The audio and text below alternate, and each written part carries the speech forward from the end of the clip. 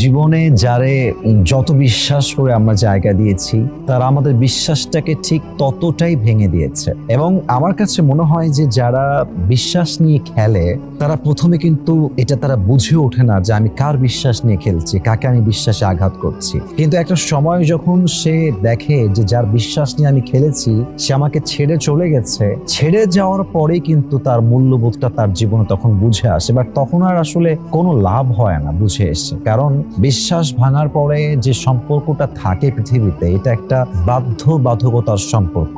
আমরা পরিস্থিতির শিকার হয়ে সম্পর্কটা বজায় রাখি, কিন্তু বিশ্বাস ভাঙার পরে কোনো সম্পর্কই আজীবন কখনো লং লাস্ট করে না। এই জন্য আমি মনে করি যে মানুষ একজন বিশ্বাসযোগ্য মানুষকে হারিয়েছে, আসলে আফসোস সে করবে। যদি আপনি ধোঁকাবাজির শিকার হন, আপনি প্রতারিত হন, আফসোস আপনি কেন করবেন? আপনি তো অনেস্ট, আপনি তো loyal, and you are the most trusty, most trusted worthy person in the world. আপনি একজন বিশ্বাসী মানুষ, আপনাকে মানুষ ঠকিয়েছে, সে ঠকেছে, আপনি ঠকেন নাই। অতএব যে আপনাকে ঠকাবে, আফসোস সে করবে। আফসোস আপনার করার কোনো প্রয়োজন নেই। আপনি জাস্ট এটা জেনেই মানুষকে জীবনে জায়গা দিবেন যে মানুষটা আমার বিশ্বাস একদিন ভাঙতে পারে। বাস দেখবেন যে আপনার কষ্ট খুবই কম হয়ে যাবে ইনশাআল্লাহ তাআলা।